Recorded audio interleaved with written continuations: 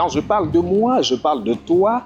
On emprunterait ainsi au poète pour coller une identité à notre invité de ce jour, qu'on n'aurait pas fini d'éplucher toutes les thématiques qu'il évoque dans ses différentes créations. Entre voyage, rencontre et identité, notre invité du jour s'est fait connaître tout d'abord par un grand défilé organisé dans la ville de Turin où il a conquis les cœurs de pratiquement toute une ville, tout un pays. Il s'est fait davantage connaître en collaborant lors du grand concert de Valsero, l'artiste chanteur camerounais, au Zénith de Paris. Et pour notre grand bonheur, Joe Oxford nous fait le plaisir d'être parmi nous. Mesdames, bonjour, messieurs, bonjour, bienvenue sur la vitrine de l'emploi, ce programme de Radio Camille pour la valorisation des savoirs, des savoir-faire et des savoir-faire de la diaspora africaine.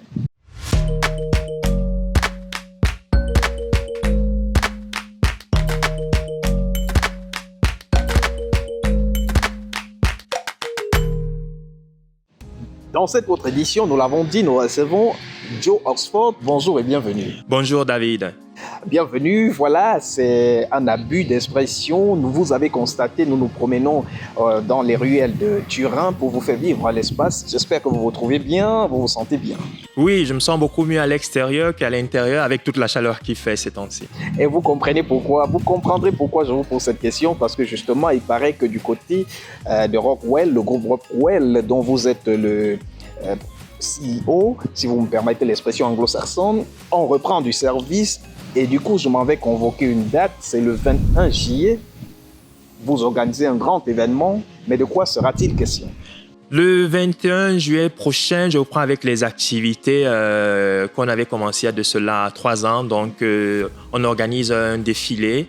Après la Covid, on a pratiquement cessé toutes nos activités. Donc, récemment, on a donc décidé de reprendre avec nos événements qui sont très, très nécessaires quand on travaille surtout dans le monde de la mode puisqu'il faut faire voir ce qu'on crée et puis rester au contact avec les personnes.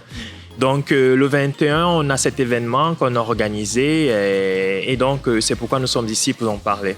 Et du coup, pour se permettre ce petit flashback, combien Covid s'est fait ressentir du côté de vos équipes? Ça a été si difficile que ça? Oui, ça a été très, très, très, très difficile parce que je rappelle que le secteur de la mode vit s'il se fait voir. C'est-à-dire que quand on n'a pas d'activité, pratiquement c'est très très difficile, surtout le positionnement aussi sur les réseaux sociaux et surtout sur le site internet, ça nécessite beaucoup plus d'efforts qu'on puisse le penser. Donc, alors que quand on travaille sur le terrain avec des événements, des pop-up shops, des défilés où on a la possibilité de rencontrer des gens, de rencontrer des retailers, dont les gens qui achètent pour des magasins.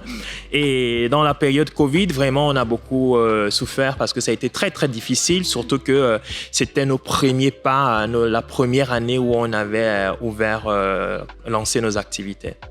Et du coup, tu semblais le dire, c'est vrai qu'on ne t'a pas dans notre émission seulement aujourd'hui, on t'a déjà eu une fois et puis tu nous avais bien expliqué ce qu'était l'activité chez Rockwell Group. Mais si on pouvait se permettre, que représente véritablement pour le créateur que tu es, Rockwell, que représente l'événement du 21 pour toi? Ce serait un nouveau départ ou une reprise tout simplement? Qu'est-ce que c'est? Donc, nouveau départ, je dirais non, parce que de toute manière, on a continué à travailler entre-temps. C'est-à-dire qu'on a travaillé sur des projets, on a porté les travaux qu'on avait en herbe en avant, même si on ne les a pas présentés au grand public. Et ce qui fait que le 21 prochain, on va donc sortir avec les projets qu'on a travaillé entre-temps. Et donc, ça représente en général les projets du groupe Rockwell représentent un peu mon intégration dans cette culture qui n'est pas la mienne, mais dans laquelle je vis depuis assez longtemps. Et c'est une manière pour moi de montrer aux gens qui me connaissent ce que je fais et quelles sont mes idées, quelles sont mes opinions, donc de manière artistique. Donc, c'est une manière aussi de faire comprendre ce que nous, on peut apporter, notre contribution dans la création de la richesse dans les pays dans lesquels nous on vit en diaspora. Et voilà qui est très intéressant. À chaque fois que nous avons parlé avec, que ce soit des créateurs comme tu l'es, ou alors des entrepreneurs africains sur les territoires étrangers, il nous revient toujours ce thème de la rencontre. Et si on pourrait s'y attarder, la question, c'est juste de savoir, pour qu'il y ait rencontre, il faut qu'il y ait voyage. Le 21, qu'est-ce que tu penses vraiment que tu ramènes dans ta valise d'Africain pour le grand public aussi mixte et varié que tu auras en face de toi?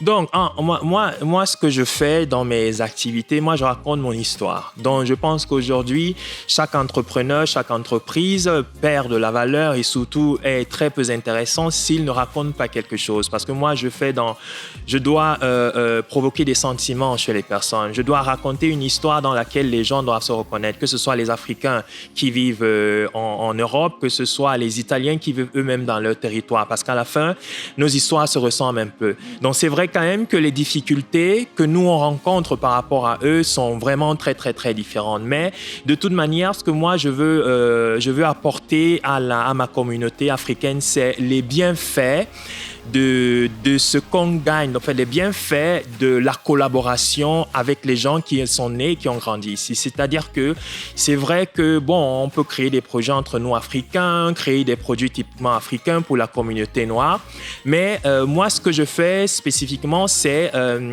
donner mon point de vue artistique sur la culture occidentale. C'est-à-dire que je réinterprète leur culture, je réinterprète les codes de leur communauté et à travers ça, moi, je vends mon histoire. Donc, ce qui fait, c'est un peu un projet métissé où les Noirs de la diaspora se reconnaîtraient dans ce sens que, je suis un étudiant qui est arrivé ici et en dehors de faire ses études, il a trouvé qu'il y avait aussi des opportunités dans l'entrepreneuriat parce qu'il faut se le dire, c'est assez facile au niveau de la bureaucratie, même si on se plaint toujours, mais c'est quand même différent par rapport à ce que nous on connaît.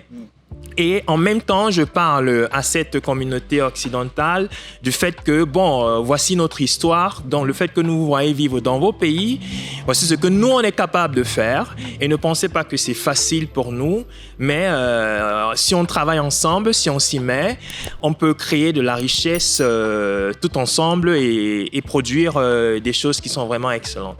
On est plus fort ensemble, comme dit le dicton. Nous allons bientôt sortir de cet échange, mais avant de nous séparer, j'aimerais bien aborder la question de la préparation de l'événement. On s'imagine bien, pour arriver à ce grand événement, il faut mettre les petits plats dans les grands. Je préfère ce petit raccourci. C'est l'organisateur que tu es, c'est le créateur que tu es qui trouvera des mots appropriés pour interpréter les petits plats dans les grands. Qu'est-ce qu'il faudra concrètement? De quoi Rockwell aurait-il besoin dans les prochains jours avant l'événement? Donc, déjà pour rester dans le thème, c'est-à-dire que mes projets, en réalité, c'est une manière de concrétiser, c'est-à-dire c'est une manière de rendre abstraite ce qu'est mon intégration au niveau de mes amis occidentaux pour qu'ils essaient de comprendre ce que ça signifie. Et ce jour, moi, en effet, je suis en train de, je ne sais pas si c'est le moment de le dire, mais je suis en train de lancer, je vais lancer un appel, une call pour prendre des volontaires dans la communauté africaine de Turin qui vont défiler ce jour-là. Vous l'avez compris, on a besoin de volontaires pour aborder les créations de Rockwell et permettre ce défilé de mode de bien se tenir, mais surtout se tenir avec beauté. Vous regardez la vitrine de l'emploi, vous êtes sur Radio Kamit. Si vous nous rejoignez pour la première fois, n'hésitez pas, abonnez-vous, activez la cloche de notification et si le contenu vous intéresse, partagez. Joe Sport, nous allons bientôt nous séparer. Une dernière question avant d'y arriver, avant que de te laisser la parole pour le mot de fin. Comment faire pour participer à l'événement? Donc, effectivement, les places sont limitées parce que tu sais, ici, ils suivent les choses à la règle. Donc, on a une capienza d'environ 150 à 200 places. Donc, les gens qui voudraient bien participer à l'événement sont priés de nous écrire un message sur nos pages de Facebook et avec leur nom et prénom. Comme ça, on pourra leur envoyer des invitations qu'ils présenteront à l'entrée de la salle le jour de l'événement. Vous trouverez justement dans le descriptif de cette émission et même sur cet écran, il s'affiche à l'instant, les contacts de Rockwell Group. Pour pouvoir participer à cette émission, il vous faut simplement envoyer votre nom et prénom. Vous recevrez l'invitation en bonne et due forme. La jauge étant très peu réduite, les places sont bien sûr limitées, vous l'avez compris. Joe Sport, le mot de fin avant que de nous séparer. Bon, je vous attends nombreux. Donc, tous ensemble, on va raconter notre histoire. Et on fera voir combien nous sommes et ce qu'on sait faire. Et j'espère que je vais faire de belles rencontres ce jour-là parce qu'on ne sait jamais. Donc, on ne sait jamais qui on peut rencontrer et ce que ça pourrait donner dans le futur au niveau professionnel. Donc, faites-vous présent. Et entre-temps, je vous souhaite une très bonne réussite dans tous vos projets, dans tout ce que vous faites. Merci à vous. Venez nombreux, vous l'avez compris. On racontera ton histoire, notre histoire. Merci à vous d'avoir regardé. Bien le bonsoir à tous. Au tout début, nous y avons cru. Nous avons amorcé l'aventure Radio-Canada. Dans cette aventure, vous avez été nombreux à embarquer. Aujourd'hui, plus que jamais, nous avons besoin de vous. N'hésitez pas, abonnez-vous, partagez nos contenus, car nous avons besoin de vous. Merci.